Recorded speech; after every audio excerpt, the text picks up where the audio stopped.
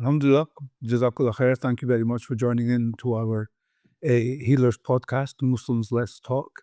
This is our second episode, and my name is Farhan. I'm a co-founder of the Healers Counseling Service. It's a Muslim counseling service. And what we aim to do is to support mental health with a focus on providing religiously and culturally sensitive core tailored to your needs. What today's session is all about looking back into our year in the year 2024 and uh, to see how we can manage the transition between 24 and 25 and what kind of mental health issues can come with that. So Sheikh Hassan is our resident scholar and our resident counselor.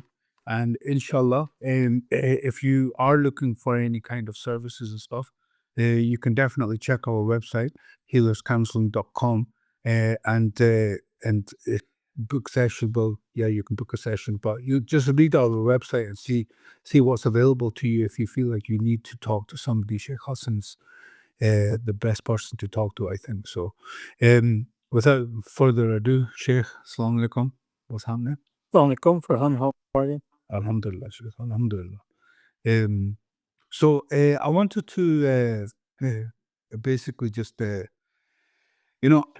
wanted to see with the 2024 ending, like what is it that like when it comes to the end of the year, um, I'm going a little bit off script. So, but when it comes to the end of the year, what do you look forward to the most when 2025 is like the new year is starting?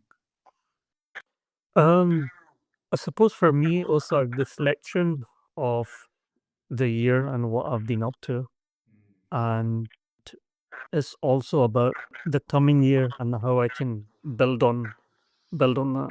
I suppose those are exciting but daunting times. Yeah. So, so it's obviously it's a natural thing for us to look back on 2024 or whichever year it is, but look back to 2024. And you mentioned the reflection. So, um, tell us what that means to you and why it's actually really important to you. Yeah, I mean, as humans, we have achievements and we have setbacks, um, and it's quite easy to reflect over the setbacks and sometimes kind of just be boggled by them. And to an extent, we don't look at achievements and we celebrate them. So I think that that's a big issue for a lot of people when they look back over the year.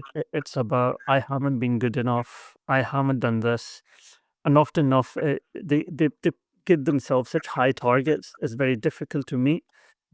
We'll talk about some of the interventions that the therapists use.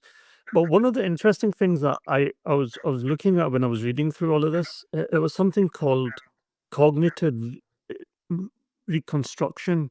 So the idea is that we have a negative thought around that we didn't achieve what we wanted to, and that really bogs our cognitive understanding and then our understanding of ourselves.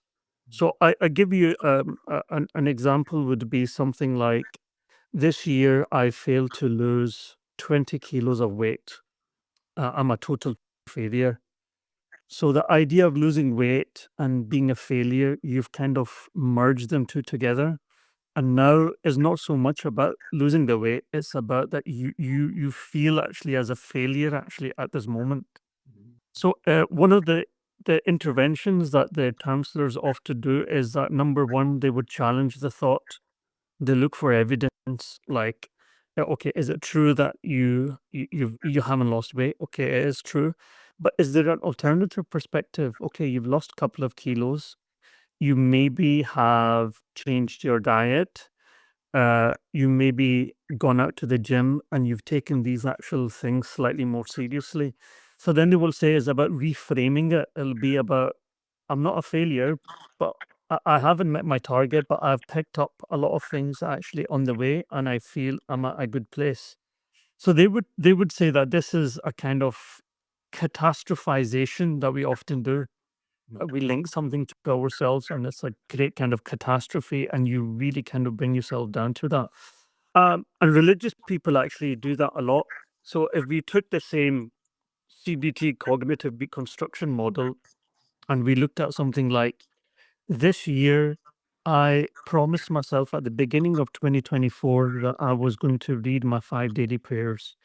Because I have failed, it means that I'm a really bad Muslim and Allah subhanahu wa ta'ala doesn't love me. Or you can take any other religious practice and basically say that I have failed to do that. So either I am a bad Muslim, and number two, Allah doesn't love me. Now, if you go to a normal person and say that to them, they would say, that's probably true. You're not a good Muslim because you're not praying.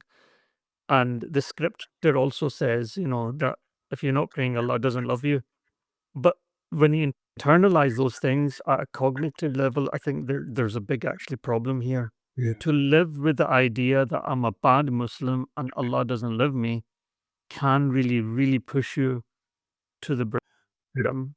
So if you're using this model, we would say, okay, something like you didn't pray constantly, you missed a few prayers, that's absolutely fine. But Islam also tells us, so again, you're reframing that. So, okay, but the intention was there to pray 5 times a day. And then we're going to use evidence to challenge that thought. So it'd be that Allah subhanahu wa ta'ala's mercy, that Allah loves the person who is struggling, making mistakes, but Allah loves that person because of that kind of intention. And then you would flip it on its side and you would say that from now on, from the coming year, so I've realized I can't do the 5 prayers, but I've also realized Allah loves me because I'm actually struggling. But taking that on till next year, it is almost you're setting yourself a new challenge rather than going into it very kind of depressingly. So, like therapists would say, you're overgeneralizing. It's a all or nothing kind of scenario. Like, if I can't have all of it, then there's absolutely nothing. So, I think those are some of the things to deal with the negative thoughts if we're actually moving into the new year, thinking about our own goals that certainly that we have not fulfilled. But if we reconstruct ourselves and say that, okay, we didn't reach that goal, but there's a lot of healthy elements around that goal that we kind of got. Yeah. Do you not think that it's really important to identify like if you say, for example, somebody starts using this frame of mind where, okay, I've not reached the goal, but these are the positives that helped me towards my goal. If somebody does that, within the Muslim structure anyway, there's a lot of people that like to focus on the negatives for some reason.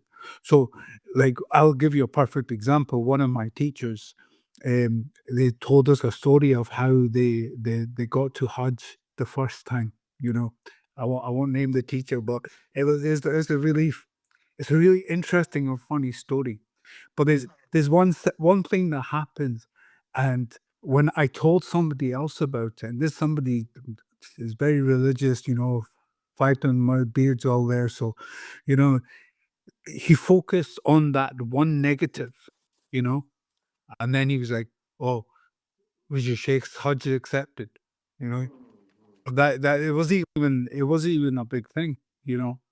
So would there be another thing to focus? The number one, we focus on the change of mentality here. Yeah. Understand that not everything's negative. Look at the positives within what you've done and achieved it within your life. But to recognize the negativity around you and not let it in your kind of bubble. Is that important as well, or is that something that you really can't have control over? I think I think even before religion, we have set behaviors and patterns that either we've inherited from our parents or just a context. So we'll have people who generally catastrophize over things, small thing, but it's like a huge kind of thing for them. There were people who would always often overgeneralize. And then when you underpin that with any action, you can throw anything at them, religious or non-religious, they will catastrophize about it. They will overgeneralize. The defenses would actually come up. Okay. So, okay.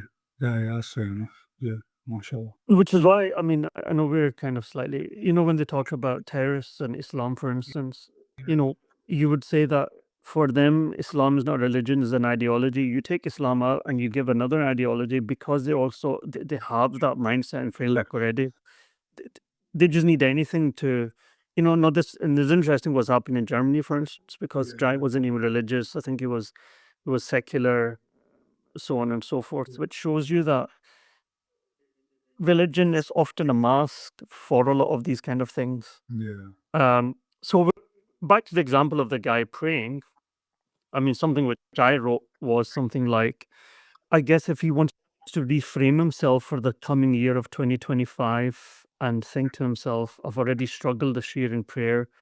How do I look forward to 2025 as a goal of me praying namaz? Will be something like, I struggled with my prayers this year, but that doesn't mean I'm an awful Muslim or that Allah doesn't love me. Allah knows my heart and intentions, and His mercy is greater than my shortcomings.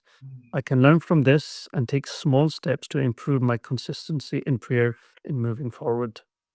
And I feel, I mean, again, from a religious level, maybe the shaitan is actually playing you at a very cognitive level because it's, well, if you can't pray all five, then just don't pray any of them. Yeah.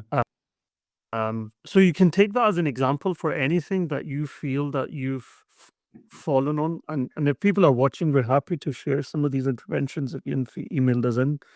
And some of these interventions used in counseling, because you can use it with anything from reading books.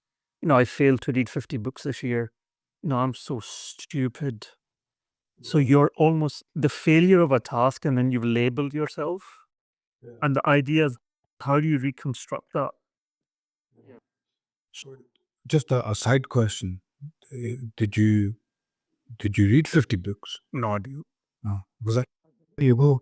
I think I missed my target on reading. I'll probably share that with you. I think my target was around 40. I think then I got to about 25. But my understanding is that this year has come with a lot of challenges, so I couldn't have done that. Number one, and number two, with everything I am balancing.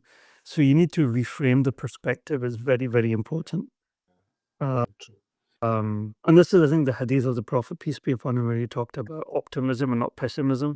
I think is at a cognitive level, it's kind of really in there in the perspective of looking at it as an optimist or a pessimist. That's interesting, and it's even more interesting because, like, how I understand the cognitive aspect of ourselves is really connected to the heart as well, and the devil himself is like always going to be attacking the heart. So if you can't attack the heart directly, he has to go through that cognitive way. So, when you're right about the fact that the devil attacks you at the cognitive level, is because sometimes the devil just can't reach the heart. You know. Yeah. Um, And yeah, I mean, cognition for us is more than the brain, I suppose. So yeah, that's it's called the cognitive reconstruction, actually, and it's a good tool you can really do with anything. Um, so because I think at the end of year, usually people are more depressed than happy because many people have put goals which are so unrealistic, and it's sad because then you move into a new year with that, and you don't really want that. Right. Actually, like before I go into the next question and we move on, something my wife does is that she has a list of goals for the whole year, right? And then she just basically ticks them off, and then she looks back and sees, okay, there's little goals and then there's big goals. Little goals, there'll be a long list of little goals, but the big goals is only like 3 or 4, you know, and those 3 or 4 goals, if we look back at it, she showed me this yesterday, right? She goes, look at this, look at my goals, right?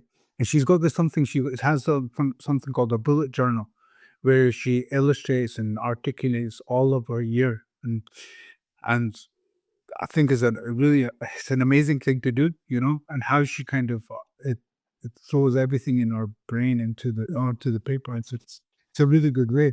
But the goals that were set out for the year, she showed me yesterday. Every single of the main goals were achieved. But You know, and so I think part of we'll talk about the SMART model. So the SMART model is very good for looking at these goals, and I'll share that in our. okay, But that's very good. So she knows what she's exactly doing. okay. So, Sheikh, I have a question here. I think you've answered some of it. So, but I'm going to ask you, and then see if you can add anything on. So, many people start the year with goals and ambitions, but not everyone accomplishes what they set out to do. How should we approach reflecting on our achievements or even our setbacks? Yeah, and I think part of the answer will probably come in the next couple of as we talk through this. Yeah, I think it's not one easy thing. There's different models out there to use and to apply. It reminds me of Ramadan, because I think when Ramadan starts, everyone's got these crazy kind of lists that they want to do. 5 pages a day of the Quran, 2 of Hadith, listen to this lecture, and by 3 days you're kind of burnt out already.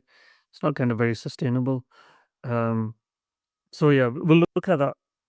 Not cop out, but yeah, because it's multifaceted, I think. So it's Okay, cool. So, I'm going to move on then. So, endings like close of a year can feel very heavy for some people. Others see them as fresh starts. Why do transitions, whether beginnings or endings, feel so significant? Yeah, it's a very interesting question, I think, because as both of us were somewhat who are learning about counseling and everything, in counseling, beginnings and endings are very, very powerful, actually. There's something about a beginning, the new journey, and it's important to set roots when you're beginning this journey properly. And the end is that we're coming to an end, and there is idea of kind of celebration of it. And it's interesting if you look at Muslim practices generally, but in terms in tasawwuf. So when the child is born, there's this idea of celebration of aqiqah, naming them. There's like huge kind of now theories around attachment styles, and those 2-3 years are very, very important for the child. So those are the beginnings, and often a time, and there was research done. So John Bowlby, who was the big daddy of the attachment styles, he did a lot of studies around babies who didn't have healthy attachment, either one of the parents, and then who grew up to be kind of murderers and so on and so forth. And that gave birth to attachment styles. And it was that the child needs a healthy attachment, at least with one parent. So when he grows up, he's able to regulate his emotions and be kind of healthy actually around that. So that was the beginning. And for us, the ending is also something to celebrate. So in kind of Sufi terminology, we have something called the Urs or Laylatul Urus. This is where the friend of Allah subhanahu wa ta'ala dies, and it's a celebration of his death. And Urs is like the first night of marriage, because he's going to be returned back to the beloved. So it's almost a kind of celebration. It's not kind of lamenting, it's a celebration.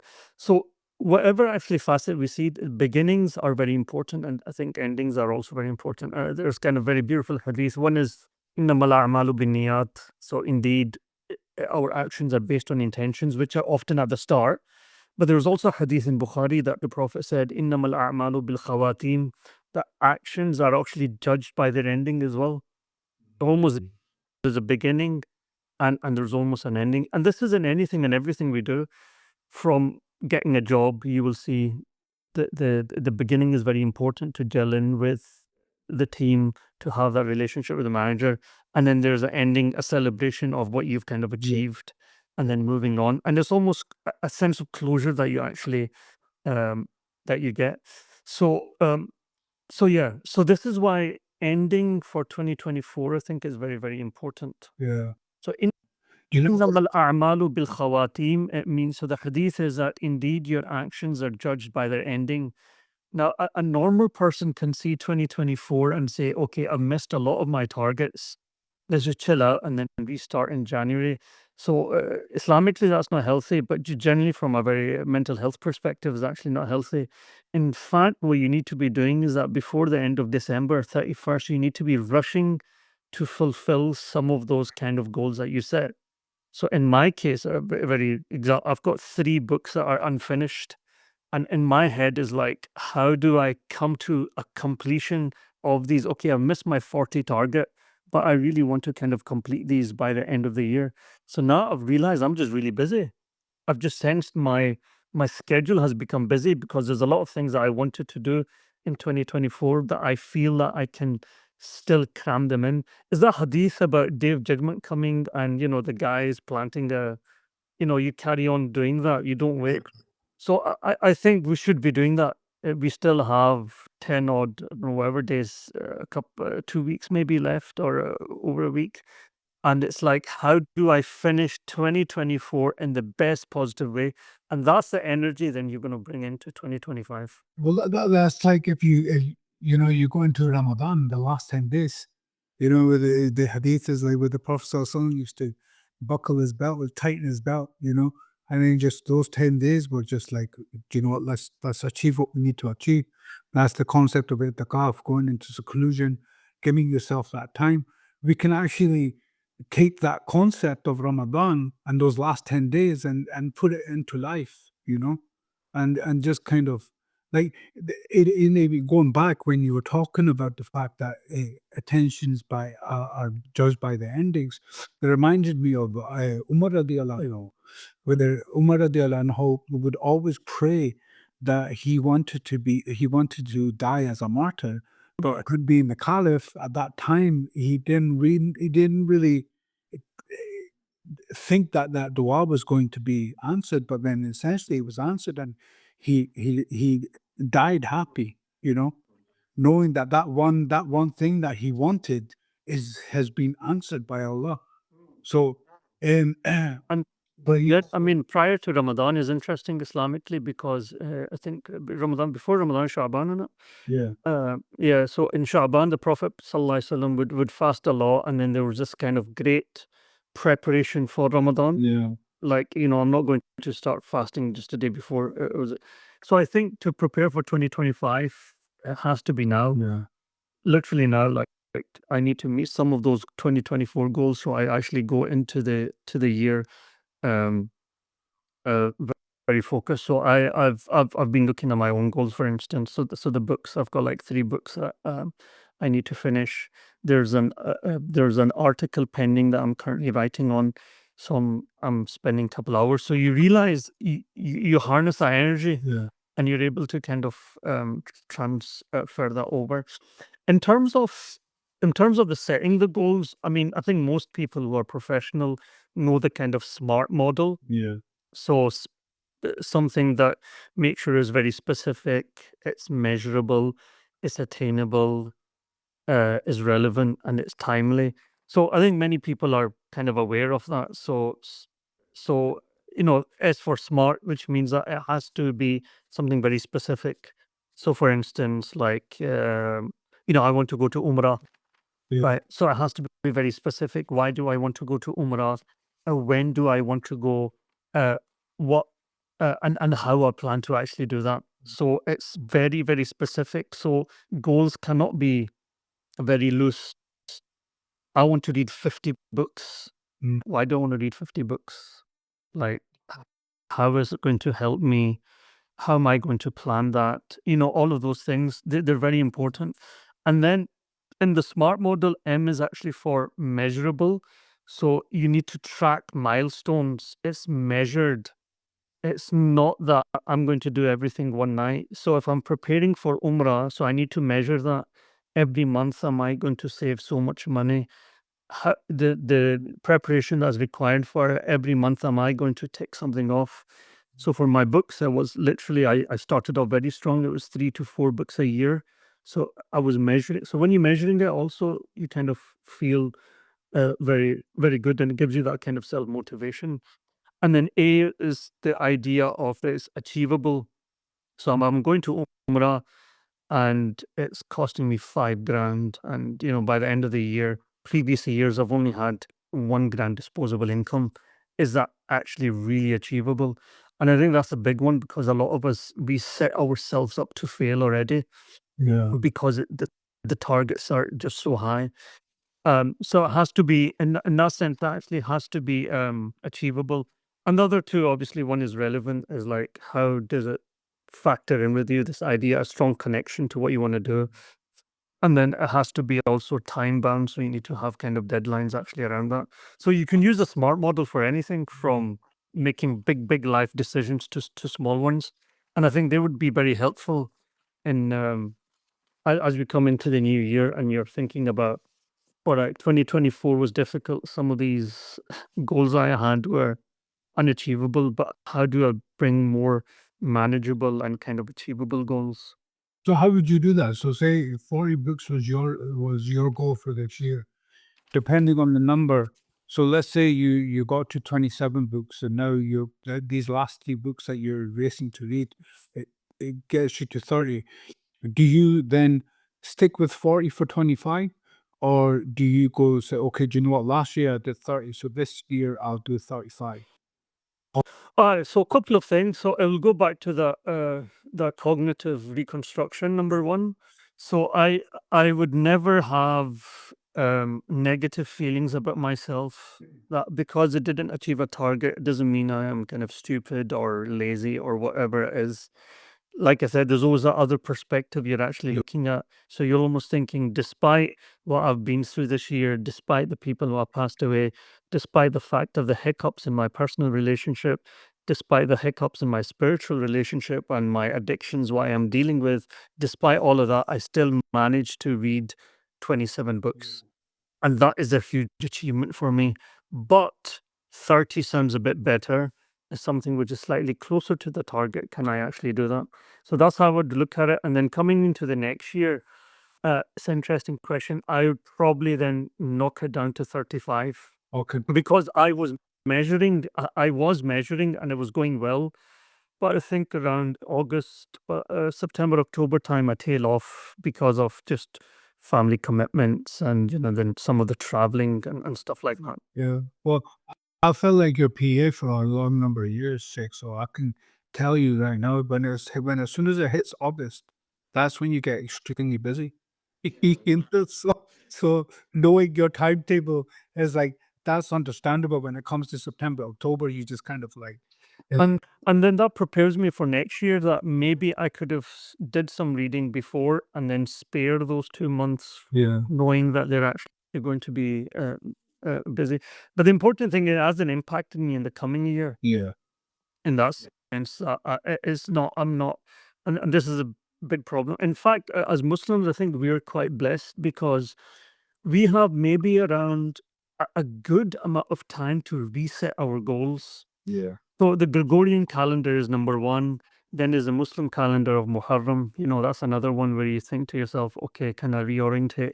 Ramadan, and there's another one. I think the day of Arafah is usually a good one to kind of reorientate.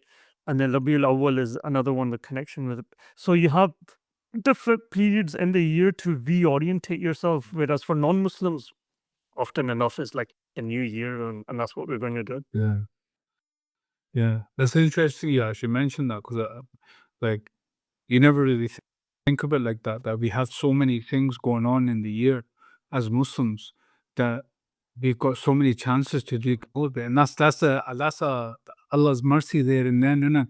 So Allah's always given us that chance to recalibrate and refocus. So Alhamdulillah. Jazakallah khair for that share. That was a really good answer. And so the next question I have for you, Sheikh, is in Islam there's a strong emphasis on self-improvement and growth. How can we align our reflections with our faith? Yeah. Yeah. I mean, absolutely. I think for us, Islam is very important. It's a huge catalyst for us to bring about change. If we look at Sayyidina Umar radiallahu ta'ala anhu, he has many statements, but one of them is that he's kind of crying over himself and saying that, no, I'm a Khalif today, but I remember when I was young, my father Khattab would beat me up because I couldn't take care of a few sheep and animals, and here I am as the great Khalifa. So there was some catalyst that Islam brings about, that brings deep reformation and change. We cannot deny that as people of faith, and I think sometimes we underplay that. So this is why number one is very important for me. When we talk about growth, we read stories of growth. Yeah. I know you're a big fan of Malcolm X, so am I. I went like hefty reading into him a couple of years ago, where I read 10 books and his speeches and stuff. But that's another excellent example of this kind of reform in prison.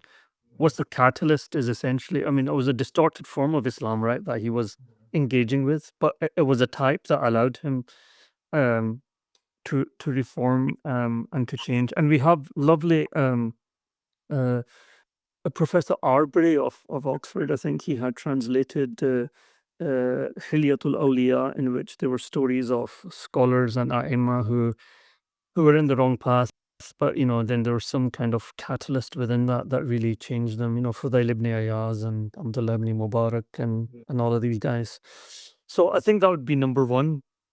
I think strong focus on either spending time with people with high energy spiritually, and if not, then kind of reading their stories. Number two, I would probably say there's a hadith which is Imam Hatim mentions about, most scholars say it's kind of weak, as the hadith that we all know, manistawa yawma, that whoever spends 2 days fahuwa maghboon, he has spent it in a loss. If there's no, and it's funny because if you go on YouTube, you have like all these financial gurus and like mindset coaches and stuff like that. But it's interesting, Islamically, in 2 days, if there is no spiritual, even dunya financial growth, you are in loss.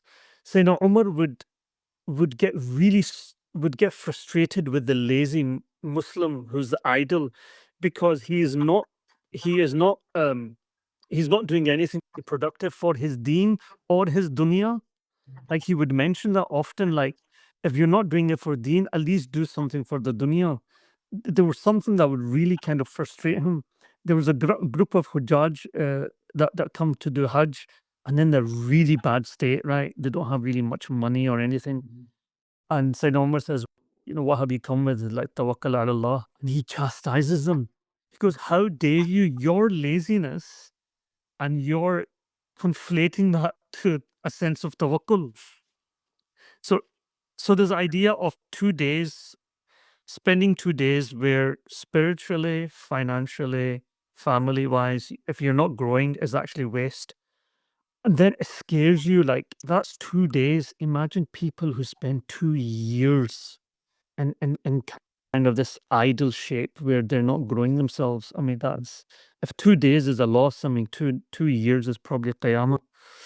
So I think that's one thing. A couple of things to actually factor in as Muslims, and also the idea, the hadith about ending, the intention. Our actions are judged by our endings. I think that's very important. That it's not certain. It's not the beginning and the middle. Is always the ending, and this is why the scholars had mentioned our interactions with non-Muslims has to be from husn dhan, because you don't know on what state they're going to die. They probably die in a better state than you. So this idea that you're working towards something better is this constant struggle of going. There's an end journey that you need to go, and sometimes we get so fixated on our past successes, which are important, but they kind of hinder us actually uh, from going forward. So yeah, I think it's incredible, and I mean, I was very lucky to meet a lot of kind of scholars and people who dedicated up to kind of 16 to 18 hours a day, kind of writing some of these books. Just to mention one, maybe in regards to Syria, I guess, Dr. Wahba Zuhaili, who was a big scholar, who wrote kind of big tafsir and a huge mawsu'a on fiqh and stuff. He came to Azhar once for a conference, and I remember asking him that, how on earth have you been able to write? I mean, his works can run up to maybe 50 volumes. And he basically said to me, he goes, there's a point in my life when I was writing 16 hours a day, like solid 16 hours.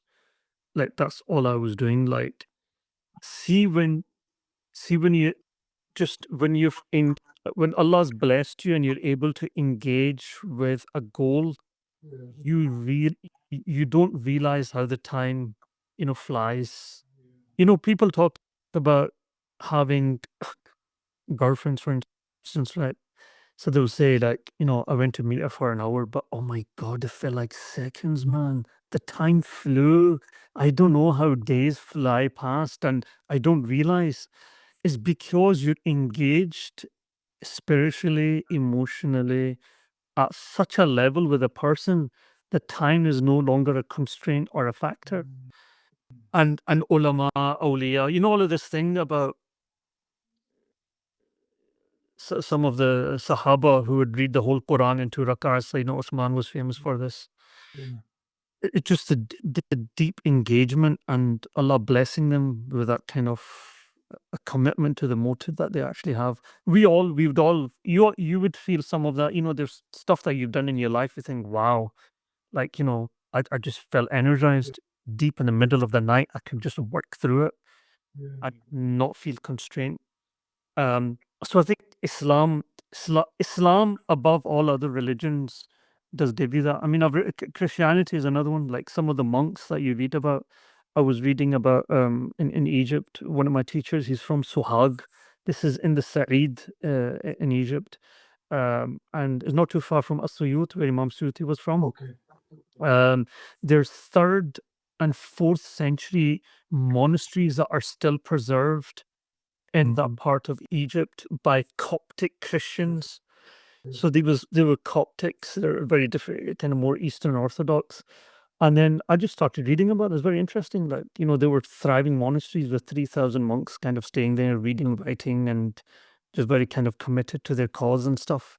So I think religion kind of allows you to do that. So I think as Muslims, if we have that energy and that resource and we're not able to tap into that, I think that's kind of quite unfortunate. Um, one other thing, actually, I should have showed you. There's a book that I have, which is a lovely one. It's on the seerah of the Prophet, peace be upon him, but it maps out the entire seerah of the Prophet from 40 to 63. And it shows you each, from the announcing of the prophethood till the prophet passing away, and it maps out the entire year and the important events that actually happened, and you really see the growth of the seerah. It just starts off with a loss, and then there's kind of difficult kind of periods, and then you kind of you see a victory. So I was reading through the Sulh Hudaybiyah, actually, the Hudaybiyah treaty, which is perhaps the most difficult part for the Sahaba and the Prophet. Sahaba are very emotional. These conditions are against us. Sayyidina Abu Bakr Siddiq radiallahu ta'ala anhu says that afterwards we realized Hudaybiyah was the greatest victory in the seerah of the Prophet, peace be upon him. And the Prophet in Hajjatul Wada would keep on saying, Umar, look at this. Because then Umar was quite emotional at Hudaybiyah. So the Prophet, peace be upon him, was saying, Umar, look at this. Look at our followers. Look at the place that we're actually in. And Sayyidina Umar says that all my life I fasted, I gave in charity, and it was only due to Allah's forgiveness that He allowed to remove that resentment and shame that I felt during Hudaybiyah, because it was very heavy on me. I couldn't kind of understand that. Another way, I mean, what I have made in my own kind of readings, I can share that. Like in the night, I only read the seerah before I sleep, because number one, I read a lot of PDFs on my book on my phone, so you shouldn't be seeing a screen anyway before sleeping. But there's something deeply enriching about the seerah, and each time I finish one book, I actually move on to another one, and I think that's one of the idea of growth. Yeah. People grow through seerah. I mean, Napoleon read seerah. Napoleon had some amazing things to say about the Prophet. So yeah, I think I've said enough around that. But yeah, I think there's a great resource around that. We've spoken a lot about Umar radiallahu anhu. Yeah. And such an interesting character. Like, But he's so Umar, I think the reason is because today's podcast is about accountability, setting goals, and Sayyidina Umar was very accountable about himself, wasn't he? He was even was caution. yeah, even when the Prophet ﷺ passed away, and Umar radiallahu anhu like went to a turn where they couldn't comprehend that the Prophet ﷺ passed away, and Like it took Abu Bakr radiallahu anhu to turn around and say to him, like, you know what, in a sense, calm down, you know. I mean, And Sayyidina Abu Bakr plays an important role during Hudaybiyah as well. Actually, he's only one of the calm ones. And for Sunnis in particular, it tells us why Sayyidina Abu Bakr came first as the first Khalifa.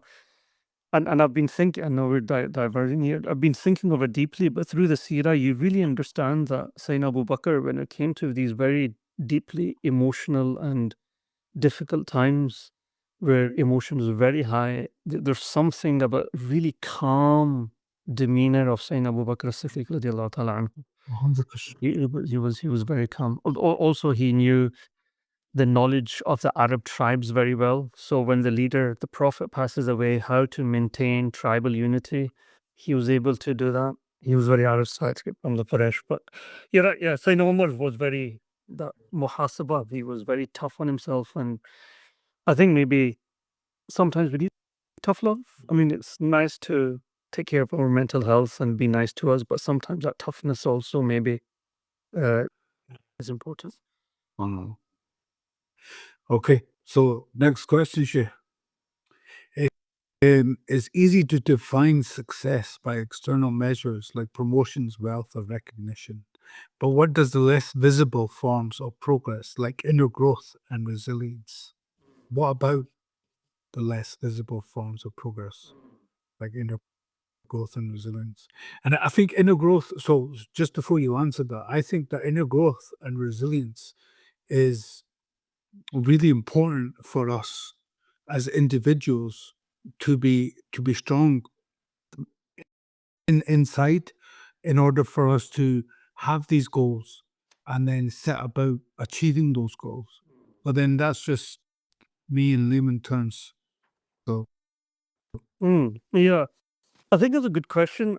I think we often define success. You're right, like about, have I got a job promotion this year? Which is nothing wrong with it Islamically.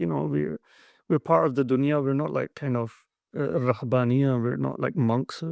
So promotion, wealth, recognition, you know, and I think these are very important factors. I think they are really important. Like, I remember, and I don't think this is very nice to do, but when I was growing up, celebrating birthdays was very different in my household. Because in our household, it wasn't about, hey, you're 8 now or 9, let's celebrate. It was like, in the last year, what have you achieved? So you'd stand up and you'd say, well, I learned this surah this year and I learned. Actually, birthday is a good one. That's one. As another day that we reset our goals, don't we? So yeah. I suppose I'm kind of lucky now. My birthday's on the 7th of January. So All right, let's begin into this part.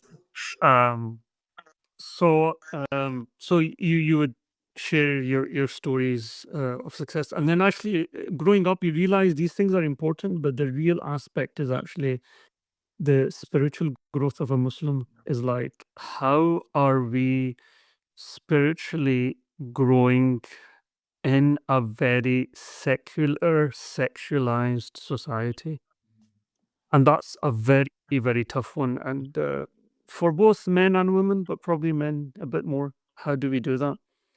Um, there was so one of the stories of one of the Sahaba is very interesting. Sayyidina Suhaib al-Rumi, one of the famous Sahabis, who was very from a very rich family in Mecca, and depending on which kind of narration you look at, that his family stopped giving him money. And another one, when he tries to escape, the Meccans don't let him go unless he gives up his money. yeah, And he says to them that, if you don't let me go, I will fight you. But if I tell you where my wealth is, and the good thing about the Meccans, although they're non-Muslim at that time, but they kind of respected kind of formal agreements. So when he gives the money up and then he comes to Medina, and then on different narrations, some say it was Prophet, some say it was some of the Sahaba, they congratulated him and said, Rabbi al bay'u ya Aba Yahya, that, the transaction that you did, it's a solid transaction that has given you great kind of success. So what you spent there financially, you think you lost everything, but in the spiritual realm, that is the most kind of successful transaction or idea of growth that you did. some scholars even say this. One of the ayahs of Surah Al-Baqarah, uh, وَمِنَ النَّاسِ, and those people who sell themselves for the seeking the pleasure of Allah subhanahu wa ta'ala was related in regards to Sayyidina Suhaib Rumi. So I think when you look at the Sahaba's life, I think you understand a measure of success. Like some of them were really, really rich, very rich. The Prophet himself was very rich. Actually, if you read Sirah, he had a lot of wealth. We think of the Prophet as very poor. Actually, not, because when the conquest happened, the malul fight that would come for Allah and His Messenger, the Prophet would take out his hissa and his portion. So he had a lot of orchard. But the difference was that the Prophet's generosity was that, it kept on going. So I think spirituality has to be at the top of the pyramid for us when it's coming, because everything else doesn't really mean anything if we don't have that. So how do I spend a year where I am also spiritually connected? That despite I'm having promotions, amazing, a new job is opening up to me, alhamdulillah. I've done a new course, that's amazing. I'm applying for a PhD. This is all amazing. But the main question in all of that is being that spiritually, how have I been this year? So which is why I think Umrah is very important, once and twice a year. I know many people go once every 2 years, because it realigns you kind of spiritually. You come back, and because I've recently been, so you come back thinking, what is all of this? How is that going to benefit me? Um, so yeah, so I think, yeah, and it's very difficult. I think that's very difficult, because we're living in a secular society where acting on your desires is to be celebrated and not to be shunned. We're living in when each and every desire of us can be very easily fulfilled. The nice ones and the very, very dark ones. And the dark ones can be fulfilled in a way where there's total anonymity because of the devices that we're holding. You know, people laugh, but like 20 years ago, if you wanted to get a dodgy magazine, you'd have to go to the local shop, and then how to avoid eye contact with the uncle, and then it was the top shelf. So you had all that process of going, and in that time you'd think, shall I do it or shall I not? But it's all changed because of the modern world and how we kind of deal with it. It's so anonymous. It's instant gratification, and once you're stuck in there, through our own clients that we work with and healers. There's so many who have gone through some pretty horrific stuff, actually, but they're stuck there.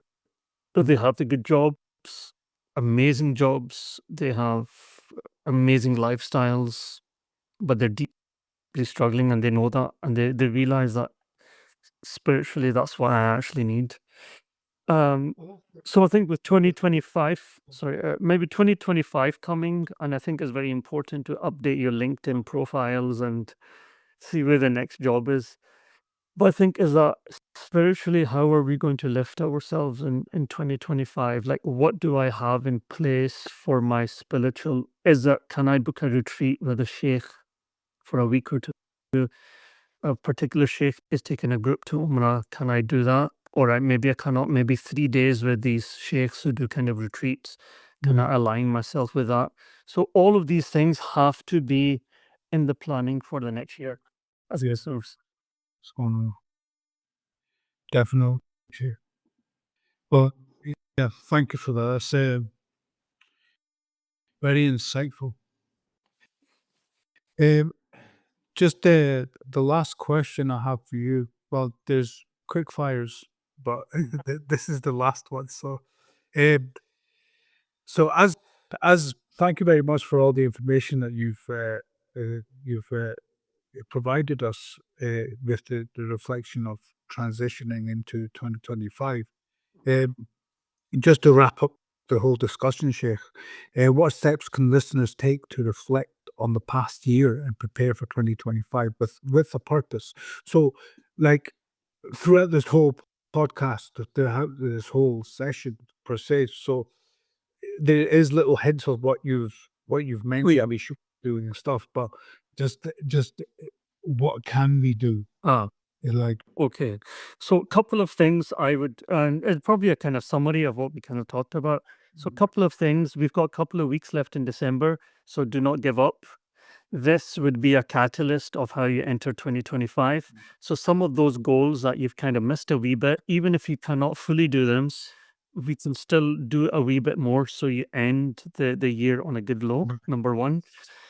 Uh, number number two would be the cognitive reconstruction. So this idea, if I missed a goal, I am silly or lazy and all of that. We cannot take that mindset into the year.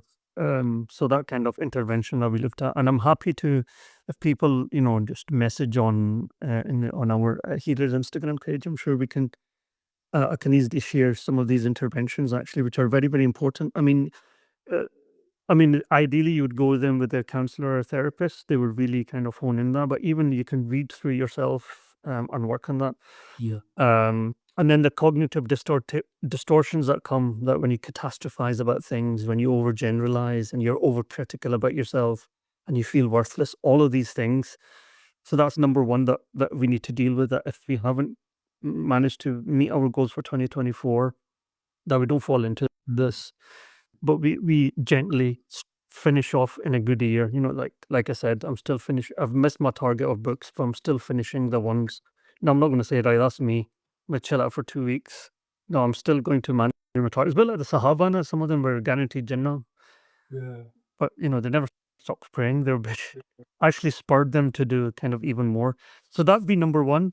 And number two, in terms of setting of the goals, I think the SMART um, acronym, which is that's a good the SMART model is a good indicator of to do things. And actually, to be honest, when I was reading it again for today's podcast, me and my wife are taking a big decision, which I can't tell the viewers, but I think I've told you. And I was like, hey, I never did the SMART model for this. Because the thing is, because you're dealing with a lot of models, when Yeah. it comes to yourself, you're like, you just overlook it. So we're doing that tonight. We're going to do the SMART model for one of the big things that we want to decide on, and I think that's very It's good. just the same thing that I'm thinking about. Like, I don't think you need to do the small model for it. It's true, but I think what the SMART model does, it helps you prepare much more better. And if I want to take that step in 1 year that I am doing, this year has to be focused. It's not that next time I jump on the plane and hee haw, like, I'm away. Okay. It really grounds you. And I will probably do the SMART model with some of my own. I know you're going to do the quick fire, but some of my own goals, I'm actually going to do that. And then I know kind of looking into the Sira, looking at our readings. Malcolm X is a good one. Reading stuff like that really kind of motivates you, brings that.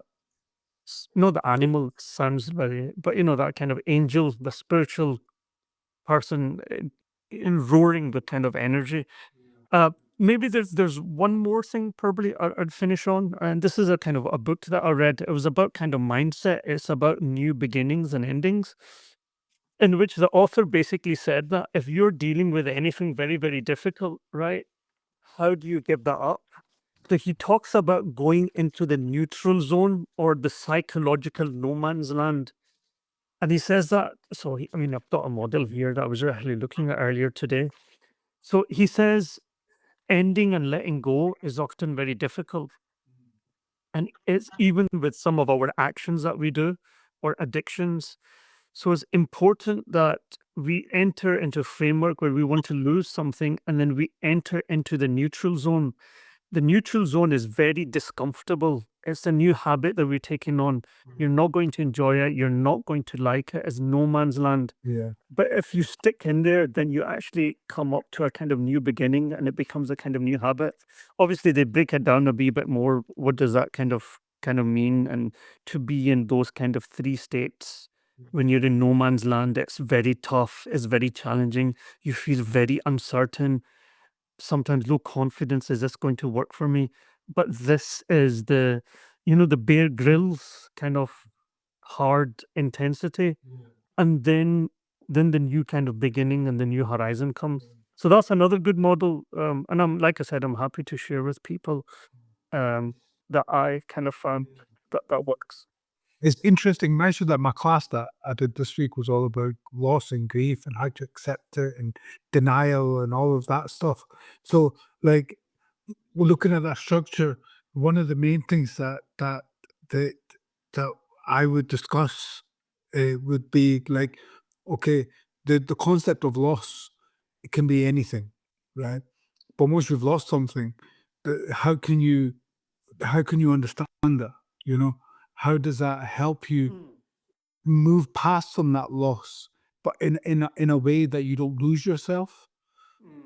This kind of endings and new beginnings and stuff like that, it kind of it ties into that, you know, because whatever's ending is it's essentially a loss, isn't it? So we're losing, like say for example, we're losing 2024. It's never going to come back, you know. So how do we deal with 2024 going into 2025? We need to. This could be like the denial stage, you know. Like okay, do you know what? What do we do?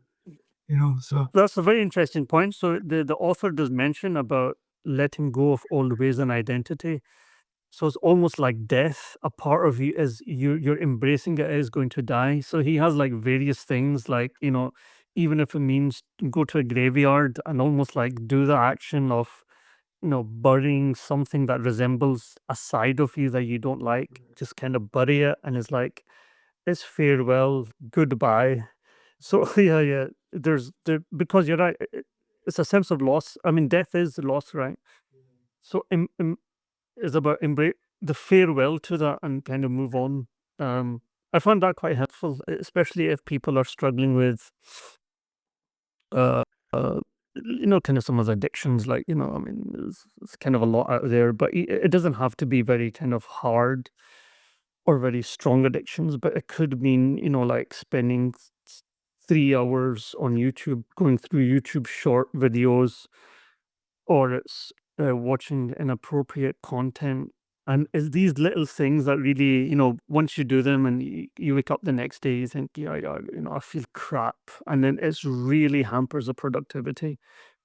2025 is coming. I want to reset my phone. I want to clear that history. I want to delete apps. That's a good one. So I do that with kind of Facebook and stuff. I use it when I need to, and then I delete it, and then I reinstall it, and then you think, yeah, need to reinstall it, man. Just can't bother checking. stop, But oh, sorry. just upload it. Yeah, you can do that. But I think all of these things need at 2020, even I mean, 2025, the couple of weeks that we have, is that how do you bring that in now to kind of embrace that year? Yeah. Yeah. I mean, people tried some crazy stuff, man. I mean, some of the books that I'm reading, you probably heard some of them, but another good one was Into the Wild. I don't know, they made a movie out of that. Kind of guy who went to Greenland who was so focused and energized, and Bechara died there, but his journey is kind of very interesting. There's others who would lock their phones in a suit in a briefcase and leave it in the car all night because I need to fight the addiction. There's others who would lock it in the car and then park their car 10 minutes away from their house because they've got the urge of picking up the phone. They'd have to jump out and walk all the way to.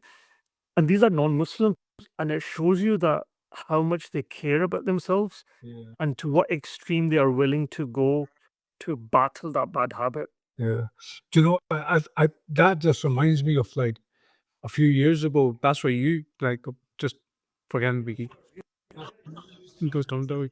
You always used to leave your phone in the car, and it was if I'm doing the work for you, it's like midnight. I'm trying to get in touch with you. I can't get in touch with you. I have to wait for the morning. But like what I've started now is like I've got like 10:30 at night is when my phone goes it goes on silent mode, you know, and and then that's that. The problem I have is that even though it's on silent mode, I can still go into apps here and Yeah. you know and It's such a strong it's an addiction, man. Like, we all are phone addicts. Like, we don't want to accept that, but we all are, honestly. Like, to the point, and I'll mention, because I read a lot of PDFs, so I would go to the bed, I would take my phone, I would read, then you'd slip into some messages and all that. Then I thought, you know what, I don't. Then I thought I need light because I can't read, so I used to use my phone torch. Then I realized I start checking my phone. Then I ditched that. I bought one of these light things that you can kind of attach. Um, and I'd started to read that. But yeah, I mean, it's very, I mean, we hate to admit it, but, and we'll always constantly kind of justify it. Um, but yeah, I mean, that's one key thing. Like, how in 2025, my screen time is averaging 8 hours. How do I actually move away from that? And another thing that I just thought about, Sheikh, we're talking about ourselves and our own addictions and stuff like that, and the phone being a great one. Our kids see us on Yeah. all the time, so they want that as well. So whenever they're looking for screen time, so it's kind of like a domino effect now. It's transitioned into them, and they're going to be even more addicted than we are. And then parents, they look at that, kids are on the screens all the time. You know, I I remember, I think a couple of years ago, I even ditched a smartphone and I bought a Nokia, a brick one, for about 6 months. And again, the idea was, I mean, I don't think I'm a phone addict, but there was something, I'm always deeply worried about having a phone and constantly using it. So I remember I ditched it to a Nokia. My wife had an old Tom, so for navigation and stuff. But it's very difficult. You can't live without. I've realized that you can't live without a smartphone. So I was going Lebanon the next day, and I thought, you know what? I just walked into Apple shop and bought a brand new iPhone. And it's like from one extreme to another. And now I've just thought about healthy interactions and wasted it. So that's number one. And maybe another tip would be about 2025 is the news. I think, and I used to listen to a lot of sheikhs who didn't read the news a lot. And I thought, yeah, they're out of touch, man. Come on. We need to be a modern person. We need to be up to date with the news. Sheikh Abdul Hakim doesn't read the news. And often is very snippets of it that he would get. But now I realize, like, when I was away from Umrah, I didn't engage with Al Jazeera or BBC or anything. And, just mentally, I was much better, man. I came back, checked BBC is all like, or is all, I mean, now what's happening in Germany and in the Palestine, it's, so one of my goals actually this year is maybe to really dip into news once a week. And if I really urge to check something current, I think BBC has a tech. I think BBC has the tech news is quite good because it's about innovation. And then I'll check maybe football, but I'm not going to check news. I've already started that, and I'm not checking news. it's interesting you say And that because like a few years ago, I stopped checking the news, because it was just depressing me so much. Like every single morning, it would be this case I had. Because I don't trust the news, right? I don't trust the reporters. I don't trust the information being given to me. So I did this thing was every morning I knew I had a journey, right? And that journey, for example, took 45 minutes or an hour. Within that journey, I had different sites that I would go to and read what's there, look at all the contradictions and then just say, okay, this is the truth because everybody's saying this one thing, But then even then, with that thing that I would do, it would just depress me. So I just stopped reading the news completely. yeah, as there was, I don't know if, I mean, I don't want to get my age away, but people who are similar, late 30s, there was a website called Asian Image. I don't know if you remember that. It was based down in kind of Blackburn and stuff. I found that positive because mainstream would never publish anything positive about Muslim communities, and the Asian Image would always did, this auntie did something great, and we did. It was really, so I used to engage with that, but they had a column called Dear Masi. It's still there, right? Yeah, and I was reading it the other day actually, and I thought, maybe this is starting my counseling journey. So I remember even when studying abroad, that's one thing I would always read. And there were these Asian people who would say, "Dear Masi, my husband has does this. What do I do?" Or, "Dear Masi, I am struggling." And they were anonymous. And then, Masi would say, all in English, like, "You should do X, Y, and Z," or, "Why are you feeling very vulnerable?" Um, yeah, I found that, it's funny because I haven't updated it for so long, the Dear Masi column, but it was one of those ones where you got to know a bit about the undercurrent problems in the community, but the news was quite positive because it was always celebrating something that's happened. So I think for many of us who have been so emotionally invested in Palestine, and it's been, what, 15 months or so since that genocide has happened. And the question is that you can read every single day, but to what extent? How do you change? The thing is, you're filling your cup up psychologically, emotionally, but the outlet is very difficult. So, which is, I'm gonna say something. Can I say something controversial? Say it, Sheikh, it's no A problem.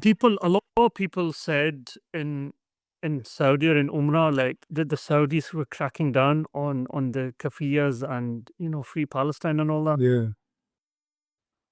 I enjoyed that not being there.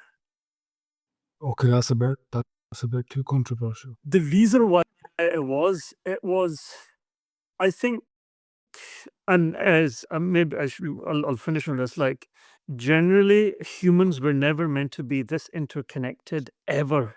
We were never ever meant to be this interconnected, nor our internal mechanisms are created to deal with this high level of interconnection. Like, how dare a person from any part of the world send a message and it received with me and it's come to me within seconds and then accept a reply to that expectation of a reply? Like, how dare they? Like, we were never created like that. So that's number one.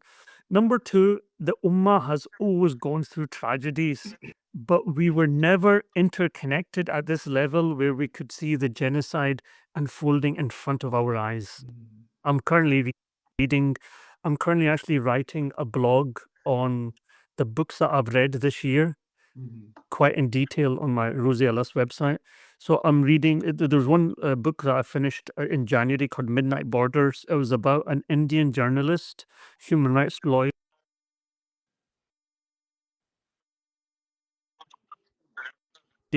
with Myanmar, with Afghanistan, with Pakistan. She recollects the stories of the partition. Just one thing I'd like to mention. In 1984 in Nagaland, Assam, so this is bordering Bangladesh, there was the Nelly massacre. In one day, Hindu extremists killed over 3,000 Muslims. And killing, and she talked to people who had survived that. It was crazy. Like, one of the guys who fled after being shot found safety in a mosque, came back after days to find out his house had been destroyed. His sister had been killed whilst hugging her two children who had been cut down by machetes. Horrific stories. And it was the only reason the people found out, it was a Sikh guy who managed to capture a few shots of what happened. So I updated this on the blog. Inshallah, I'm going to release that. The world only got to know that massacre through that person's couple of photographs. I think that was a blessing in disguise, really, Okay. because we saw the photographs, we did dua for them, and we moved on. But what we're dealing with now is that I do think so. We're kind of internally created to deal with this. So when I went to Umrah, and I know this is horrible, but I think there was a breather for me. But also that I dedicated one of my Umrah for the people of the resistance and those who died. I did a couple of khatams of the Quran there, and so I was engaging with them, but in a very different spiritual way, actually. Yeah. And it wasn't a kind of very human right leftist, more kind of dunya kind of way where I need to have posts, I need to do this, but I'm not doing tahajjud and I'm not doing dua for them. In the haram, there was a adhan of tahajjud. We prayed tahajjud at the haram. We were doing dua for them. We were doing, so, it was a different type of engagement. So that's what I That's what I mean, and I love that. So when I've come back now, I haven't engaged with what's happening in Palestine to the level I know I'm an avid reader. I just think that rather than that, I can do salawat or anything else and engage it in a very different way to the conflict or to the genocide that's kind of happening.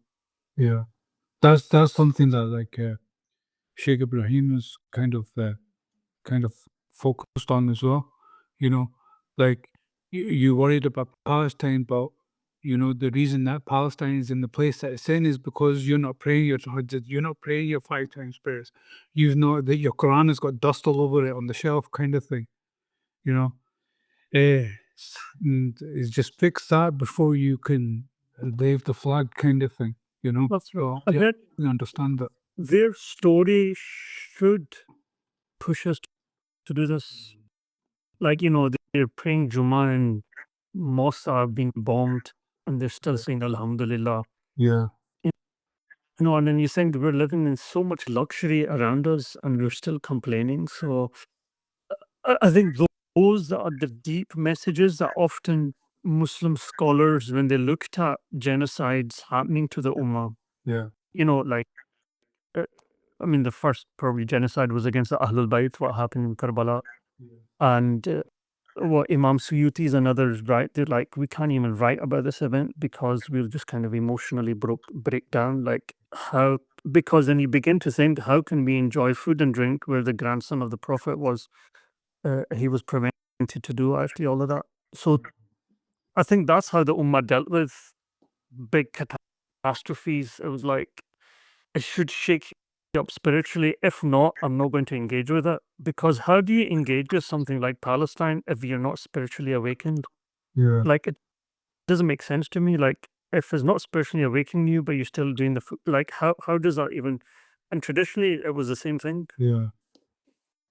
How does the situation Palestine not make you get up for Fajr?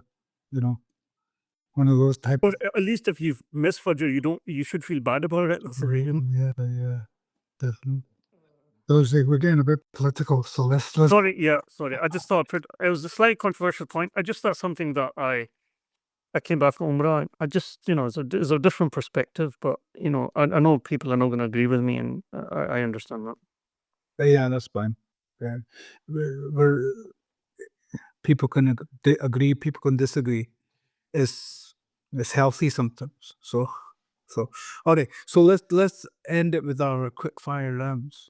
Um, so Sheikh, what was your most valuable personal lesson in 2024? Oh, valuable lesson. Um, Couple of things. I think um, family, children should be a main priority. Communities' problems are going to be there. If I die today, come 100 years, and I'm resurrected 100 years later, the community's problems will always be there. They're not finishing today. They're not finishing tomorrow. How do I have a boundary with that and spend time with people who I love, who really love me, and who have a right over me? So I've thought that. I think that's been quite valuable for me. Awesome. Will make it easy for you and strengthen that ideology that you've But devised. I think because I met a lot of people. Like, I was in Cairo. When I was in Cairo, I met a lot of these guys who were studying, and they're like, "How do we serve the community and all of that?" And I just think there's and a community is very important. I sense that, but I think there's a overburn. Like, the community's issues are always going to be there. Like, it's kind of nature of who we are. So I don't know, maybe one valuable lesson. Yeah. It's like that thing. Everybody has a role in their community. Yeah, Like for example, like if you look me and Musa and Omer, right? Musa's is charity. Omer's was the funeral stuff where he got involved with Khurm quite extensively, and me was just trying to gain all the knowledge. Well, not all the knowledge, but the knowledge that I've gained. I think that was even though our goal was essentially the same to serve the community, it was 3 different paths. So yeah. That's nice. That's understandable. Well, do you know what? I'm going to answer this question as well. My most valuable personal lesson in 2024, personal one, is whenever you have something to say it. You know, Okay. don't hold back. There's no point in holding back, you know, because you're going to let it linger and it's only going to hurt you. Nobody's living your life. You're living your own life, you know. So that's one of my main lessons for this year. Um, okay, question 2 for you, Sheikh, is what's one thing you would do differently if you could revisit this year? Mm. I think if this year, if I could go back, I think I would schedule my smaller goals every quarterly and look at them. That's I interesting. think that's what I would have done. Like, there's stuff that I could have done in the first 3 months. I put it off till like the third quarter of the year. So I think I would have done that differently. And I think 2025 works out quite well. No, actually, it doesn't because Ramadan is first in March, and I think so, yeah. yeah. So like the first quarter of the year ends in April, where Eid is. So yeah. That's something maybe I could have done differently, and I think maybe be a bit more active about my own mental health. I think I picked up on that towards the end of the year. I think I've started the year I could have been a bit more productive. Yeah. Nice. I'll ask you, what's one thing you could have done differently if you revisited this year? See, I've got this thing where I try not to look back, you know. So if there was anything that I would want to do differently, I can't really think of anything, you know, where because I accept the journey that I'm on, you know, everything that's happened to me this year, everything that I've gone through, everything that I've gained, everything that I've lost, you know, all these things, you just come to a point where you accept the journey, you know. Um, the only thing that I would like, and I, these last 2 weeks, 3 weeks, I've been so like because of my health, I've missed the Maulids. So that's the only thing that I regret at the moment, missing those 3 Maulids and the Jumas. Um, so And that'd be a good question for like people who listen or viewing this. Like, if you could revisit this year, like, what's that one thing maybe that you could? I think the one thing I would want to do is, you know, I would I would definitely want to read more. You know, Yeah. that that's one thing that I should have. Like I at the start of this year, I did have a goal to read more. I never set my goals, so that's one thing I don't do. Is I have a goal, but I'm not very specific with the goal. So I'll use the SMART model for Well, 2025. Yeah, but my one goal was read more books, right? So I've just and the way that I kind of realized like, oh, life is busy and stuff. So I use my little group of students that I have to accomplish like in these books, you know, and I read the books with them, you know, and so one thing I would do is I would take out like for 2025, like if I would take out 1 hour a day just to read, you know, and you don't even need an hour a day, there's a honestly. Actually, if people who have iPhones, you can set a limit on the aisle on the library, and then you can have like a streak. So as long as you're doing 20 minutes a day, you have this kind of streak. okay. Um, I mean, I read a lot, but I think on average, if you read 20 minutes solid undisturbed a day, I mean, you can easily finish maybe 25 to 30 solid books. It's no word of a lie. I mean, like, and well, because I've got two iPhones, so I've set on two phones. I read two different books from two different phones. I have different books I read in the night, different books in the day. I remember CDNs telling me like they were scholars when they would go up and down the stairs, they'd have books there because those books were specifically read when they were going up and down the stairs. my library here, I've got books specific that I read here. So it's very interesting how the habit develops actually around reading. That would be one good thing to discuss with Sheikh Rizwan, I think, because I'm pretty sure that when Sheikh Rizwan would walk when he was studying in Syria, I'm pretty sure I heard this. You can correct me if I'm wrong, and Sheikh can correct me if I'm wrong, or somebody that knows the story can correct me if I'm wrong. But Sheikh, whenever he was walking, he was always reading, you know. So that's something that and all And it could be anything. I mean, you don't have to read the religious stuff. A lot of the stuff that I actually read is not written by Muslim scholars. It's a lot of it's very academic because I enjoy it. It's well researched, very good English. It's not kind of low quality English. It's sadly a lot of books, Muslim books are kind of written in Farsi. does that give me a pass for comic books? There's a yeah.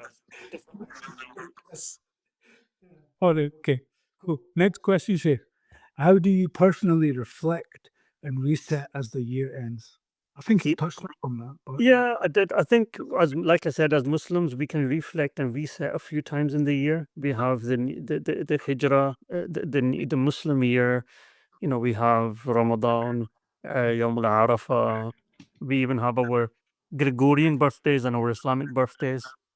Um, but I think now what I would do is you need to you need to have a major reflection at the end of the year, but there has to be something after every 2 to 3 months that you're kind of reflecting on. So I think that's what I'm going to probably sit down and do. Um, yeah. I think another good way that people can play out the year is often kind of manage trips or something that they enjoy, like spread it throughout the year, because it's another way of listen, like we're going to work hard for 3 months and then we're off to Parkway, and we're going to work hard for 3 months and we're off to Umrah. And it doesn't have to be something substantial. It can be like a day break or whatever. But I think also if we plan that every 2 to 3 months, I think that's also a good way of managing kind of goals. yeah, that that's something that I kind of witness and I've discussed with Samir a lot as well.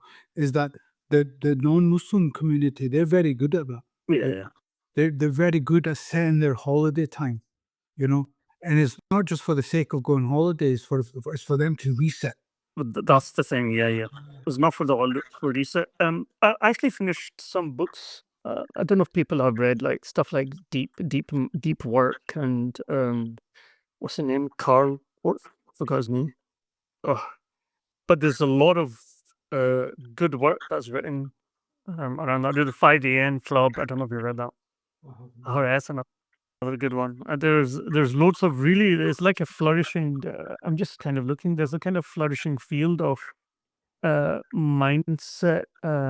What books written around kind of mindset and growth that I've read a few, which are I think you can as Muslim take snippets actually out of. Yeah. Yeah. Um, okay. Last question, Sheikh.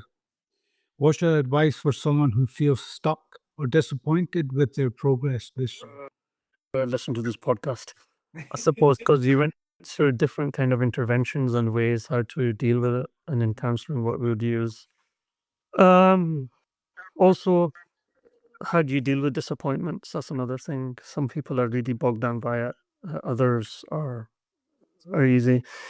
I think it's important to have good resource around you, good people around you that you can speak to, and um, I think that's very important.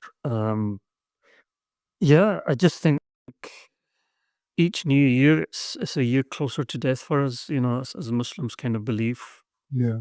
And we always do dua for Husn al Khatimah, that Allah allows us to live each year in a way that's beloved to Him and His Prophet Sallallahu Alaihi Wasallam, despite whatever modern world that we're living in. And that each year that inshallah we have a spiritual kind of progress towards that. That could many ways. I think online has really opened up a lot for us.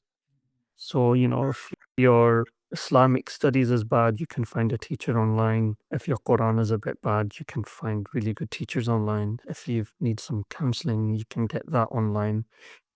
So I think the avenues of reaching out for help have become much more easier, but So also that has to be compensated by going out in the nature so you can disconnect from the phone as well at the same time. So yeah, and people have lost themselves actually with so much distractions around, which is, I think, Umrah is so fantastic. It just allows you to reconnect to yourself, but to God and to the general Ummah. For those interested, I've just finished off a blog as well on DIY Umrah. If you want to do a cheap Umrah, how do it through Wizz Air and book the cheaper hotels and how to crack that.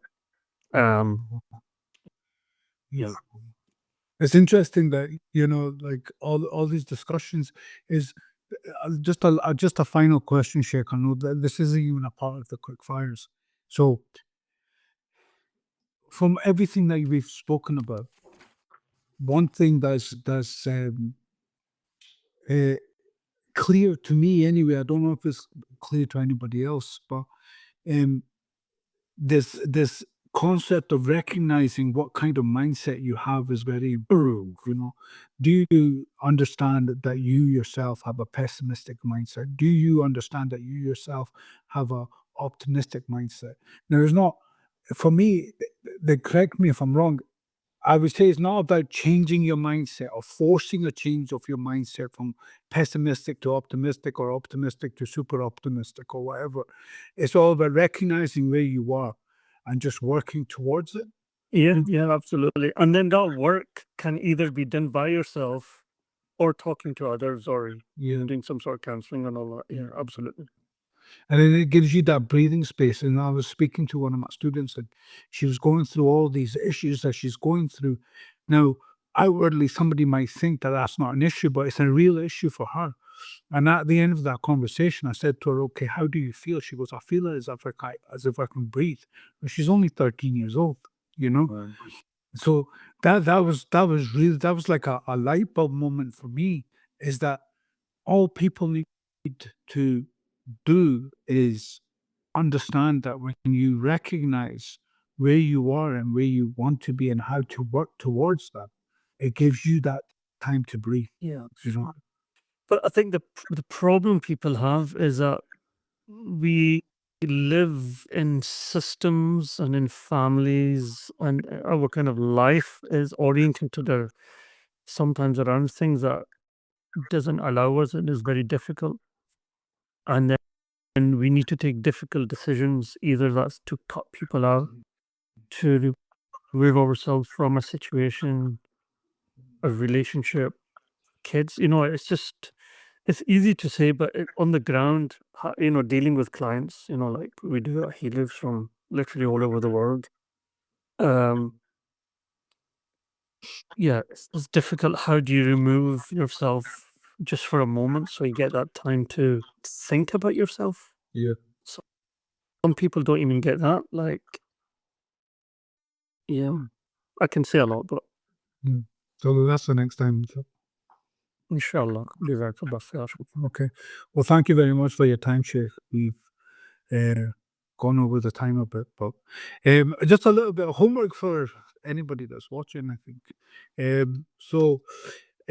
For everybody that's listening, it'll be nice for you to take some time to pause and reflect on 2024. Look at your achievements, every lesson that you've learned, and look at your growth. You can send a message to our Instagram page, but we want you to essentially, if you're ready for it, share your thoughts and share your goals. Reflect on yourself and share the information with us so we can have a read of it and see what we can do and you know um you can even, if you want, you can share it with your community as well. Like you have a public platform, WhatsApp, whatever, so you can definitely um, definitely try to share it with the community. But if you don't feel like you want to share that with the community, that's fine. Share it with us, and then we'll look at it, and inshallah we'll we'll learn from it as well. Your reflections and your information and your insight is something that anybody can learn from. So um the whole point is that we inspire and we support one another as we move forward together, and that's how we're going to be healthy in the mind and in the heart, because it's all connected. So I don't know, Sheikh, do you have any final words? So, Jazakallah for posting, and just to tell everyone, inshallah, I hope everyone's had a fruitful 2024, and inshallah, we do dua, Allah blesses us and increases us in Iman and Taqwa in 2025. Allah protects us from the calamities that's been decreed upon us in 2025, inshallah. And then our podcast are going to continue. We're hoping to have some more guests, Muslims and non-Muslims, for next year. I mean, the knowledge and wisdom is the lost property of a believer. It doesn't matter who shares it. When we identify it, we kind of take it and we kind of act upon it. And my own journey of counseling has spent time with non-Muslims, but it's always been, how is this connected to my faith? How, as a Muslim, I can better myself. So, alhamdulillah, that's the journey we all have. So, Jazakallah khair, and we'll see each other in 2025. Inshallah. Yeah. Uh, Okay. Salam. Wa alaikum salam wa rahmatullah.